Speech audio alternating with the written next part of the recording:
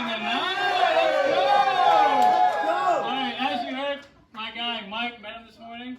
He's my guy. I love that guy. What a guy. This is my first time doing stand-up comedy, and I did a rehearsal for my brother this morning, and judging by his reaction, it's my last time doing stand-up comedy. So, we got that. I just gotta give everything I got. You know, I gotta fucking send it. Like Putin in Ukraine, just fucking send it. Give it all. Give it all. I'm up here for two reasons tonight. Reason number one, a dear good friend of mine uses a cheap excuse. Dear good friend of mine is battling lymphoma, so I'm gonna do any way to get money for her GoFundMe, and it's a good friend of all of ours over there. If I can make you laugh tonight, you should consider donating. You can come with me after the show and go, hey, you didn't make me laugh, but here's $1 because I feel bad. And if I don't make you laugh, you don't have to donate, but you do have to go home with the guilt. That's what I'm saying. Here we go. Touching. There's one. All right. The main reason I'm up here tonight is because I suck at many things in life, and one of them is fantasy football, as you've heard. I came in last place in fantasy football, and the punishment was the loser had to give a 3-minute performance at open mic. Luckily for me, I've been giving 3-minute performances since junior prom. And it was a hell of a 3-minute performance, let me say that. Next time your girl says 3 minutes isn't long enough, have her come up here and do this fucking bullshit, right? That's what I'm saying. Okay. Open mic is kind of the only career you can just show up and do, right? You and your friends can drink a million beers and say, hey, you know, let's go do open surgery at the hospital down the street. You know? No one's pretending to be a doctor. But sometimes I feel like I could be. Anyone else think their doctor's kind of a fraud? Anybody? Yeah. I mean, my doctor. If I've learned anything from my doctors, you don't really need to know anything. It's just you hire a nurse and she does all the work. That's it. Every time I see I immediately think my doctor's a fraud because his name is Dr. Chow, and I always think of Leslie Chow from the Hammer movies. If you haven't seen Leslie Chow from the Hammer movies, he's that naked Asian guy that jumps out of the trunk and is like, hello, gay boys! That's him. That's my doctor.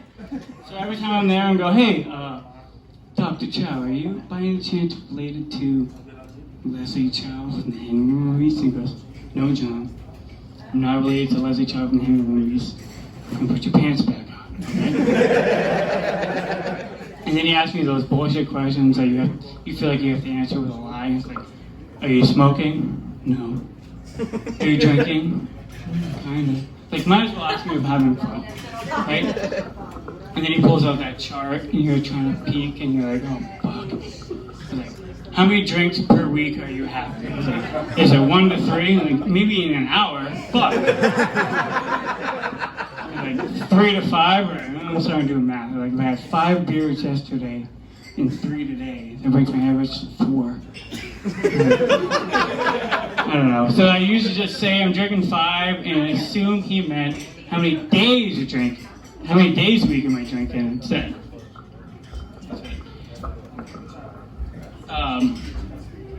And on his way out, he asked me all these bullshit questions. And then he goes, hey, by the way, he's like halfway out the door and he goes, let's keep the weight down, okay? All right, have a good weekend. And then closes the door. Just fucking throws a grenade. Doesn't give a fuck what happened. It's like fucking Putin in Ukraine. Just throws a grenade. And I'm like, I'm looking at myself. I didn't think I was fat. I thought I was skinny. So now I'm on a fucking diet. And he tells me this right before the holidays. It's like, right Thanksgiving dinner. I had a carrot and a salad. And my dad's across the table and he goes, oh, how's your salad, you pussy? And I go, oh, it's just like your marriage with my mother. It fucking sucks! And this is the same week it happened. I was at, the night before Thanksgiving, I'm at my hometown bar and I see my ex-girlfriend and she comes up to me and she goes, you look like shit. I'm like, yeah, well, you did this to me, so. And, like, between my doctor and my girlfriend, I can't believe them because there's just 2 people that lie and want to take my money. So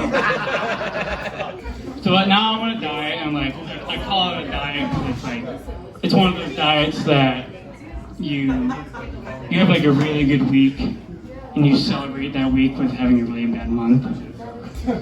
And I buy all those like healthy fruits and healthy vegetables just to watch them slowly die in the back of my fridge with like a little beer. So, you know, but I've noticed that like no matter how much exercise and lifting weights and how much bigger I get, my dick stays small. Like it just doesn't get any bigger. I don't know what to do. Like do I need to go to the gym and tie like a string with a dumbbell to my dick and go, 1, 2, like nothing. Nothing happens. It stays just as small. It's like a USB drive. It's like really small, and you can never get it on the first try. But it's not like super small. You know, no one's ever said it's small, but no one's ever said it's big. So you know, it's kind of like that awkward growing phase. So you just like you leave it where it is. And I usually get hit with like the you know, it's okay. It's the big ones that hurt. So you never know. Like, I don't know where to go with that, but I'm turning 30 next year. I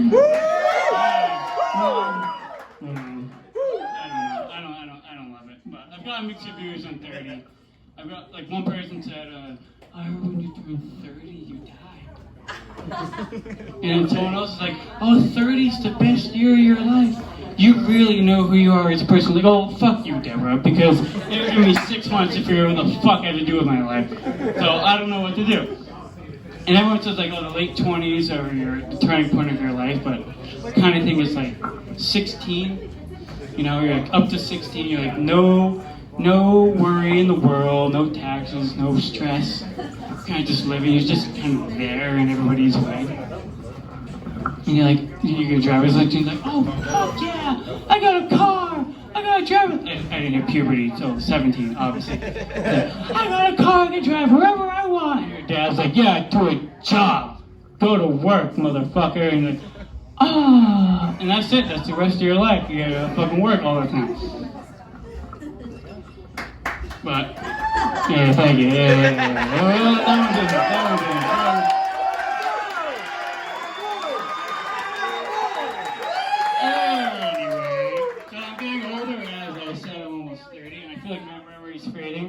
Clearly has nothing to do with the drinking. Yay, cheers, everybody.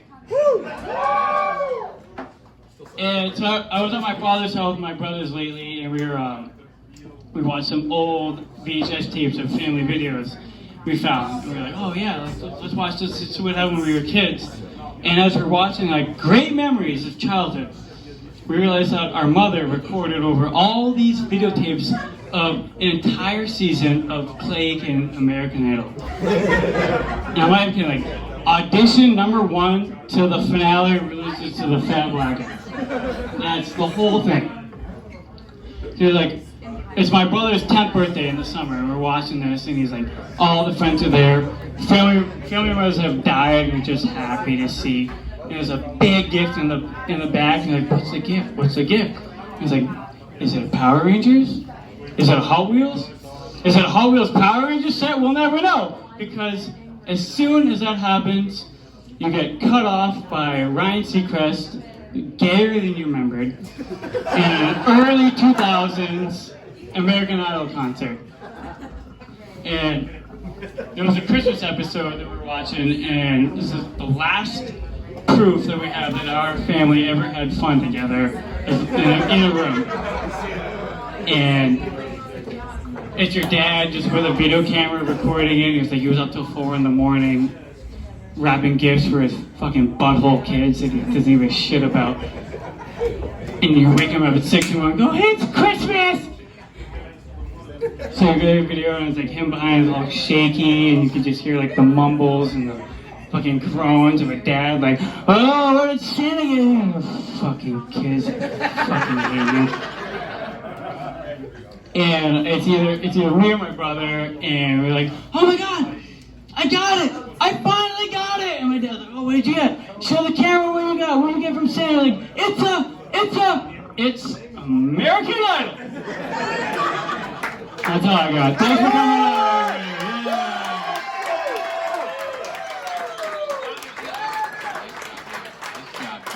deal. His first time. It better been recorded. I hope you recorded it.